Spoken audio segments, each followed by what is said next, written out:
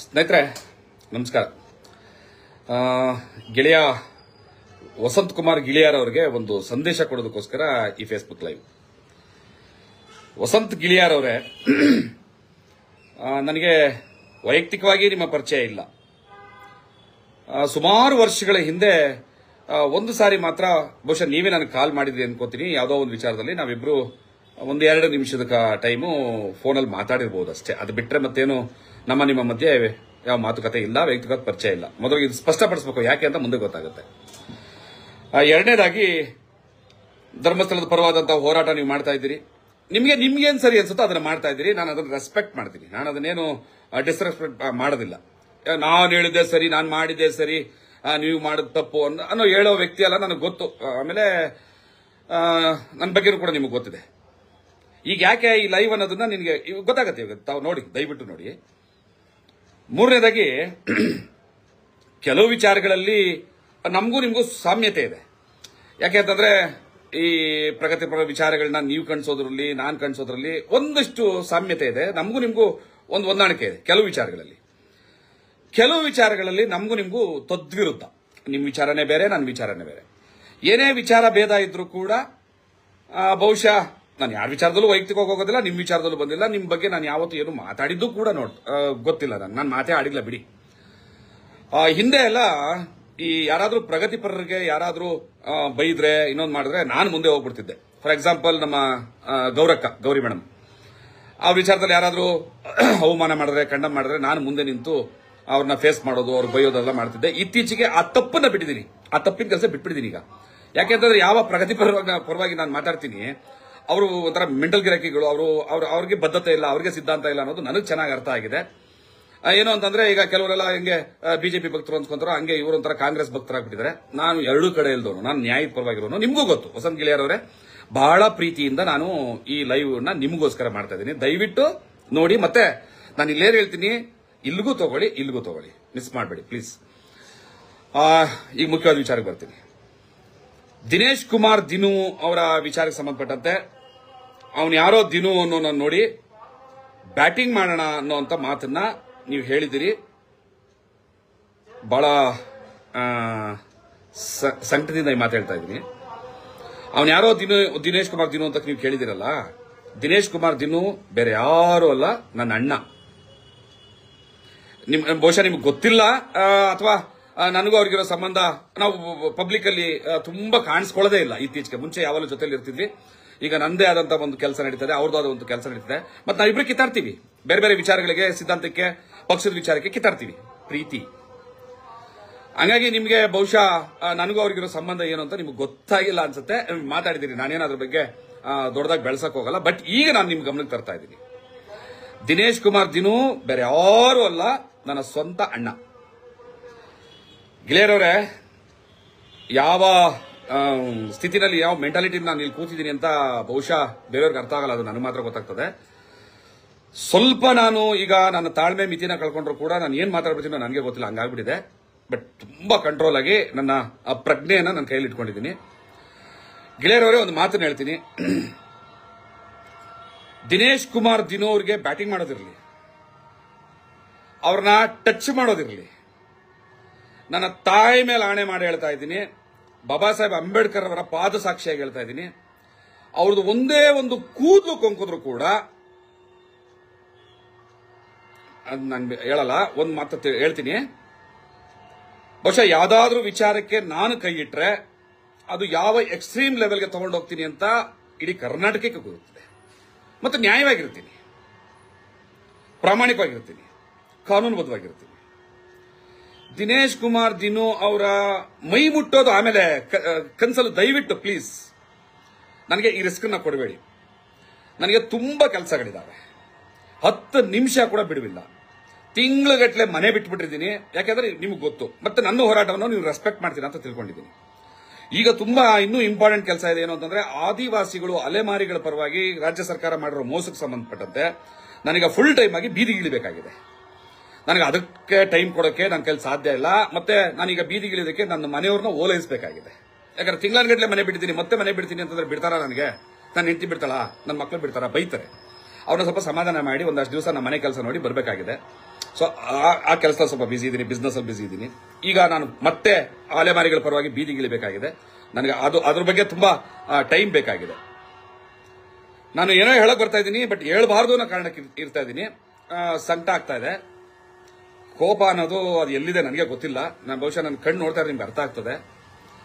ದಿನೇಶ್ ಕುಮಾರ್ ದಿನೋ ಅವರ ಕೂದಲು ಕೊಂಕಿದ್ರು ಕೂಡ ನಾನು ಯಾಕಾದ್ರೂ ಈ ಭೂಮಿ ಮೇಲೆ ಹುಟ್ಟದ್ನೋ ಅಂತ ಅನ್ಕೊಬಿಡ್ಬೇಕು. ಅವನು ಯಾವನ ಅವ್ರ ಮೈ ಟಚ್ ಮಾಡ್ತಾನೆ. ಬೇರೆಯವ್ರ ವಿಚಾರದಲ್ಲಾಗಿದ್ರೆ ನಾನು ಇಷ್ಟೊಂದು ಎಕ್ಸೈಟ್ ಆಗೋದಿಲ್ಲ. ನಾನು ತುಂಬಾ ಕಂಟ್ರೋಲ್ ಆಗಿರೋ, ತುಂಬಾ ತಾಳ್ಮೆ. ಪೊಲೀಸ್ನವ್ರ ಗಮನಕ್ಕೆ ತರ್ತಾ ಇದ್ದೀನಿ, ರಿಕ್ವೆಸ್ಟ್ ಮಾಡ್ತೀನಿ. ಸರ್, ಪೊಲೀಸ್ನವರು ಬಹಳ, ಯಾಕಂದ್ರೆ ಈ ತರದ ಕೆಲವು ವಿಚಾರಗಳಲ್ಲಿ ನಾವು ಈ ಧರ್ಮ ದೇವರು ದಿಂಡ್ರುಗಳಲ್ಲಿ ಬುದ್ಧಿ ಕೆಡಿಸ್ಕೊಂಡು ಫೀಲ್ಡ್ ಗಿಳಿಯುವಂತವರು ತುಂಬಾ ಜನ ಇದ್ದಾರೆ. ದಯವಿಟ್ಟು ಇದ್ರ ಬಗ್ಗೆ ಗಮನ ಹರಿಸಬೇಕು. ವಸಂತ್ ಗಿಳಿಯವರವ್ರನ್ನ ಕರೆದು ಕ್ರಮ ತಗೊಳ್ಳಿ ಅಂತ ಹೇಳ್ತಾ ಇಲ್ಲ, ಯಾಕಂದ್ರೆ ಗೆಳೆಯ ಅಂತ ಕರಿತಾ ಇದ್ದೀನಿ ನಾನು. ವಸಂತ್ ಗಿಳಿಯವರವ್ರನ್ನ ಕರೆದು ಅವರಿಗೆ ಸ್ವಲ್ಪ ತಿಳುವಳಿಕೆ ಕೊಡಿ.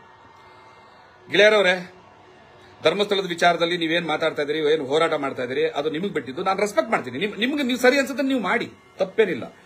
ದಿನೇಶ್ ಕುಮಾರ್ ದಿನು ಏನ್ ಮಾಡ್ತಾ ಇದ್ದಾರೆ, ವಿತ್ ಡಾಕ್ಯುಮೆಂಟ್ಸ್, ಅಥೆಂಟಿಕೇಟೆಡ್ ಎವಿಡೆನ್ಸ್ ಇಟ್ಕೊಂಡು ಅವ್ರು ಮಾತಾಡ್ತಾ ಇದ್ದಾರೆ.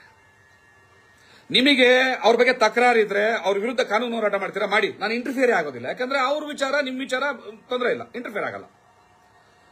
ಮತ್ತೆ ಅವರ ದಾಖಲೆಗಳು ಸುಳ್ಳು ಅಂತ ನೀವೇನಾದ್ರೂ ಇಟ್ಕೊಂಡು ಗೌರವಯುತವಾಗಿ ಮಾತಾಡ್ತೀರಾ, ಮಾತಾಡಿ. ನಾನು ಐ ಡೋಂಟ್ ಕೇರ್, ನಾನು ಇಂಟರ್ಫಿಯರ್ ಆಗೋದಿಲ್ಲ. ಮತ್ತೆ ಅವರ ಹೋರಾಟ ಜನರಿಗೆ ಏನ್ ತಲುಪ್ತಾ ಇದೆ ಅದು ಸುಳ್ಳು ಅನ್ಸಿದ್ರೆ ನೀವು ಜನರಿಗೆ ಹೆಂಗ್ ತಲುಪಿಸಬೇಕು ಸತ್ಯನ ತಲುಪಿಸಿ, ಏನ್ ಅಡ್ಡಿ ಇಲ್ಲ. ನಾನು ಆಗಲೂ ಕೂಡ ನಿಮ್ಮ ಬಗ್ಗೆ ಗೌರವ ಇಟ್ಕೋತೀನಿ. ನಾನು ಆಗಲೇ ಹೇಳಿದ್ದೀನಿ, ಕೆಲವಾರು ವಿಚಾರದಲ್ಲಿ ನಾವಿಬ್ರು ಮ್ಯಾಚ್ ಆಗ್ತೀವಿ, ಕೆಲವಾರು ವಿಚಾರದಲ್ಲಿ ನಾವು ಸ್ವಲ್ಪ ದೂರ ಇದ್ದೀವಿ. ಬಟ್ ನಿಮ್ಮ ಸಿದ್ಧಾಂತಕ್ಕೋ ಅಥವಾ ನಿಮ್ಮ ಹೋರಾಟಕ್ಕೋ ಹೊಂದಾಣಿಕೆ ಆಗ್ತಾ ಇಲ್ಲ ಅಂತಂದ್ರೆ ದಾಳಿ ಮಾಡುವಂತಹ ಮನಸ್ಥಿತಿ ಇದೆಯಲ್ಲ. ಪದೇ ಪದೇ ಹೇಳ್ತಾ ಇದ್ದೀನಿ, ನನ್ನ ತಾಯಿ ಮೇಲಾಣೆ, ಬಾಬಾ ಸಾಹೇಬ್ ಅಂಬೇಡ್ಕರ್ ಪಾದ ಸಾಕ್ಷಿ, ದಿನೇಶ್ ಕುಮಾರ್ ದಿನೋರ ಕೂದಲು ಕೊಂಕಿದ್ರು ಕೂಡ ನನ್ನ ತಾಯಿ ಮೇಲಾಣೆ ಹೇಳಿದ್ದೀನಿ. ನನಗೆ ಹೇಳ್ತಾ ಇದ್ದೀನಿ, ಅವನು ಯಾಕೆ ಈ ಭೂಮಿ ಮೇಲೆ ಹುಟ್ಟಿದ್ದೀನಿ ಅಂತ ಯೋಚನೆ ಮಾಡಬೇಕು. ನಾನು ಯಾಕಾದ್ರೂ ಹುಟ್ಬಿಟ್ಟಪ್ಪ, ಅಪ್ಪಿ ತಪ್ಪಿ ಹುಟ್ಬಿಟ್ಟ, ಯಾವ ದೇವ್ರು ನನ್ನನ್ನು ಹುಟ್ಟಿಸ್ಬಿಟ್ಟಪ್ಪ ಇಂಥ ಕರ್ಮಕ್ಕೆ ಅಂತ ಕನ್ಸಲ್ಲೂ ಯೋಚನೆ ಮಾಡಬೇಕು. ಅಂಥದ್ದೊಂದು ಕೆಲಸ ಕೊಟ್ಬಿಡ್ತೀನಿ. ಇದ್ರಲ್ಲಿ ನನ್ ಗೊತ್ತು, ನಾನು ಜೀವ ಎಲ್ಲ ಲೆಕ್ಕಕ್ಕೆ ಇಟ್ಕೊಳ್ಳೋ ನನ್ನ ಮಗನೇ ಅಲ್ಲ ನಾನು. ಅವ್ರ ವಿಚಾರದಲ್ಲಿ ಮಾತ್ರ ಪ್ಲೀಸ್ ಇದನ್ನ ನಾನು ರಿಕ್ವೆಸ್ಟ್ ಅನ್ಕೊಳ್ಳಿ. ಎಚ್ಚರಿಕೆ ಬೇಡ, ಗೆಳೆಯ ಅಂತ ಕರಿತಾ ಇದ್ದೀನಲ್ವಾ, ಎಚ್ಚರಿಕೆ ಬೇಡ ಅಂತ ಇಟ್ಕೊಳ್ಳಿ. ರಿಕ್ವೆಸ್ಟ್. ಯಾಕೆ ರಿಕ್ವೆಸ್ಟ್ ಅಂತಂದ್ರೆ ಅವ್ರಂತರ ಮಗು ಮನಸ್ಸಿನವರು. ಯಾರ ವಿರುದ್ಧ ಒಡೆದಾಟ ಬಡದಾಟ, ಬರ ಮಗನೇ ಹಿಂಗ್ ತೊಳೆ, ಅದೆಲ್ಲ ಇಲ್ಲ ಪಾಪ. ಆಮೇಲೆ ನನ್ನ ಸ್ವಂತ ಅಣ್ಣ ಅಂತ ಹೇಳ್ತಾ ಇದ್ದೀನಿ. ಇದಿಷ್ಟು ಸಾಕು ಅನ್ಕೋತೀನಿ. ನಿಮ್ಗೇನು ಹೇಳ್ಬೇಕಾಗಿಲ್ಲ. ಇಷ್ಟೇ ವಿಚಾರ ಸಾಕು. ಅದೇನ್ ಪೋಸ್ಟ್ ಹಾಕಿದ್ದೀರಾ ಡಿಲೀಟ್ ಮಾಡಿ. ರಿಕ್ವೆಸ್ಟ್ ಅಂತ ತಿಳ್ಕೊಳ್ಳಿ. ಯಾಕೆ ರಿಕ್ವೆಸ್ಟ್ ಅಂತಂದ್ರೆ ನನಗೆ ಹೋರಾಟಕ್ಕೆ ಬೇರೆ ಕಡೆ ಟೈಮ್ ಕೊಡಬೇಕು.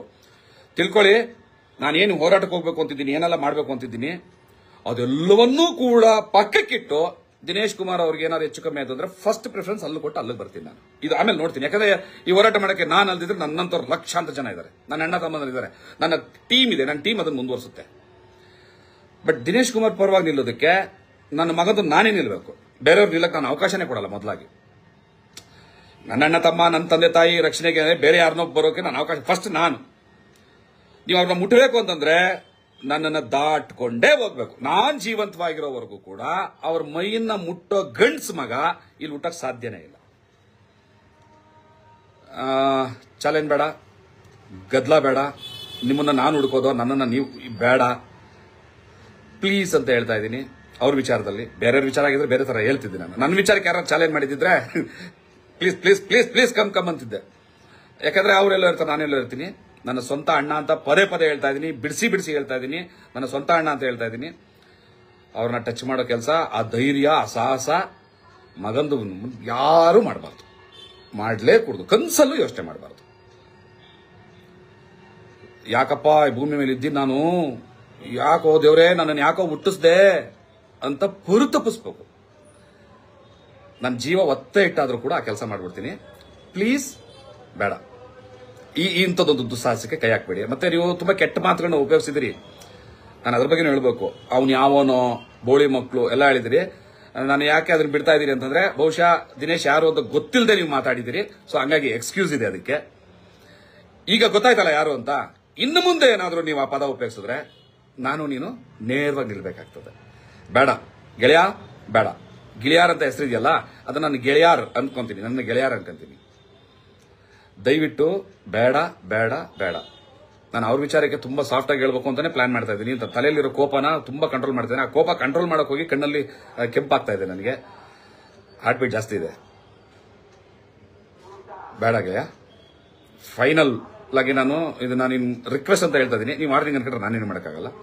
ಪೊಲೀಸ್ನವ್ರಿಗೂ ಕೂಡ ನಾನು ರಿಕ್ವೆಸ್ಟ್ ಮಾಡ್ತಾ ಇದ್ದೀನಿ, ಸರ್ ಈ ವಿಚಾರದಲ್ಲಿ ದಿನೇಶ್ ಅವ್ರ ರಕ್ಷಣೆ ಕೊಡೋ ವಿಚಾರದಲ್ಲಿ, ಯಾಕಂತಂದ್ರೆ ದೇವರು ಧರ್ಮದ ವಿಚಾರದಲ್ಲಿ ಯಾರು ಏನೇನೆಲ್ಲ ಮಾಡ್ತಾರೆ ನೋಡ್ತಾ ಇದ್ವಿ ನಾವು. ಯಾರ ಮೇಲೆ ಹಲ್ಲೆ ಮಾಡ್ತಾರೆ, ಎಲ್ಲ ಮಾಡ್ತಾರೆ. ಸತ್ಯವಾಗ್ಲೂ ಅವ್ರ ಕೂದಲು ಮುಟ್ಟಿದ್ರು ಕೂಡ ನನ್ನ ತಾಯಿ ಮೇಲಾಣೆ ಪದೇ ಪದೇ ಹೇಳ್ತಾ ಇದ್ದೀನಿ, ನಾನು ಮನುಷ್ಯನಾಗಿ ಉಳಿಯೋದಿಲ್ಲ. ಮತ್ತೆ ಅಲ್ಲಿಂದ ಆಚೆಗೆ ನಾನು ಯಾವ ಲೆವೆಲ್ಗೆ ಹೋಗೋಕ್ಕೂ ರೆಡಿ ಇರ್ತೀನಿ. ಪ್ಲೀಸ್ ಗೆಳೆಯರವ್ರೆ, ವಸಂತ್ ಗಿಳಿಯಾರವ್ರೆ, ಪ್ಲೀಸ್ ಸ್ಟಾಪ್ ಮಾಡಿ. ಅದನ್ನೆಲ್ಲ ಡಿಲೀಟ್ ಮಾಡಿ.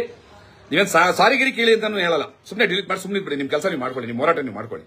ನಿಮ್ಮ ಮೀಡಿಯಾಗಳಿದ್ದಾವೆ, ನಿಮ್ಮ ಮೀಡಿಯಾಗಳಲ್ಲಿ ನೀವು ಮಾತಾಡ್ಕೊಳ್ಳಿ. ಎಲ್ಲರೂ ಹೋಗಿ ಮಾತಾಡ್ಕೊಳ್ಳಿ, ಯಾರ ಬಗ್ಗೆ ಯಾರು ಮಾತಾಡಿ. ಸೈದ್ಧಾಂತಿಕವಾಗಿ ವಿಚಾರವಾಗಿ ಇಟ್ಕೊಂಡು ದಿನೇಶ್ ಕುಮಾರ್ ಅವ್ರನ್ನ ನೀವು ಖಂಡನೆ ಮಾಡ್ತೀರಿ, ಮಾತಾಡ್ತೀರಿ ಅಂದ್ರೆ ವಿರೋಧ ಮಾಡಿ. ನಾನೇ ಹೇಳ್ತಾ ಇದ್ದಿಲ್ಲ, ವಿರೋಧ ಮಾಡಿ. ಅವ್ರನ್ನ ಅವ್ರು ಹೇಳಿದಲ್ಲ ಸರಿ ಅಂತ ಒಪ್ಪಬೇಕಾಗಿಲ್ಲ. ಮಾಡ್ತೀರಾ ಮಾಡಿ. ಅದೆಲ್ಲ ಒಂದು ಏನೋ ಹೆಲ್ತಿ ಕಾಂಪಿಟೇಷನ್ ಇರಲಿ. ಬಟ್ ಅಟ್ಯಾಕ್ ಮಾಡ್ತೀನಿ, ಬ್ಯಾಟಿಂಗ್ ಮಾಡ್ತೀನಿ ಅಂದ್ರೆ ಒರಿಜಿನಲ್ ಬ್ಯಾಟ್ಗಳು ಎಲ್ಲ ಬರ್ತವೆ, ಹೆಂಗ್ ಬರ್ತವೆ ಅನ್ನೋದನ್ನ ನಾವು ತೋರಿಸಬೇಕಾಗ್ತದೆ. ಬೇಡ. ನಾನು ಲೀಗಲ್ ಫೈಟರ್. ನಾನು ಫೀಲ್ಡಲ್ಲಿ ಫೈಟ್ ಮಾಡೋಕೆ ಅಗತ್ಯ ಇಲ್ಲ, ಅದು ಇಷ್ಟಪಡಲ್ಲ. ನಾನು ಲೀಗಲ್ ಫೈಟರ್. ನನ್ನ ಫೀಲ್ಡ್ಗಿಡ ಕೆಲಸಕ್ಕೆ ಅವಕಾಶ ಕೊಡಬೇಡಿ ಪ್ಲೀಸ್. ನಮಸ್ಕಾರ. ಶ್ರೀ ಮಂಜುನಾಥನ ಮೇಲೆ ಹೇಳ್ತಾ ಇದ್ದೀನಿ. ನಾನು ನಂಬುವ, ನಾನು ಆರಾಧಿಸುವ ಶ್ರೀ ಮಂಜುನಾಥನ ಪಾದದ ಸಾಕ್ಷಿಯಾಗಿ ಹೇಳ್ತಾ ಇದ್ದೀನಿ. ಯಾಕಂದ್ರೆ ನಾನು ಆ ದೇವ್ರನ್ನ ನಂಬ್ತೀನಿ. ದಯವಿಟ್ಟು ಈ ಸಾಹಸ ಕೈ ಹಾಕ್ಬೇಡಿ ಗೆಳೆಯರ್, ಈ ಸಾಹಸ ಕೈ ಹಾಕ್ಬೇಡಿ. ಶ್ರೀ ಮಂಜುನಾಥನ ಪಾದ ಸಾಕ್ಷಿಯಾಗಿ ಈ ಸಾಹಸ ಕೈ ಹಾಕ್ಬೇಡಿ. ಒಂದು ವೇಳೆ ನೀವು ನನ್ನ ಮಾತನ್ನ ತುಂಬಾ ನೆಗ್ಲೆಕ್ಟ್ ಮಾಡಿ ಏನಾದ್ರು ಮುಂದುವರೆದ್ರೆ, ಅದೇ ಶ್ರೀ ಮಂಜುನಾಥನ ಪಾದ ಸಾಕ್ಷಿಯಾಗಿ ಈ ಪ್ರಯತ್ನ ಯಾರೇ ಮಾಡಿದ್ರು, ಅದು ನೀವೇ ಆಗಿದ್ರು ಸರಿ, ಬೇರೆಯವರಾಗಿದ್ರು ಸರಿ, ನಾನು ಯಾಕೆ ಈ ಭೂಮಿಯಲ್ಲಿ ಇದ್ದೀನಿ ಅಂತ ಪರಿತಪಿಸಬೇಕಾಗ್ತದೆ. ದಯವಿಟ್ಟು ನಿಮ್ ಕೈ ಮುಗಿತೀನಿ, ನನಗೆ ಆ ರಿಸ್ಕ್ ಕೊಡಬೇಡಿ ಪ್ಲೀಸ್. Thank you.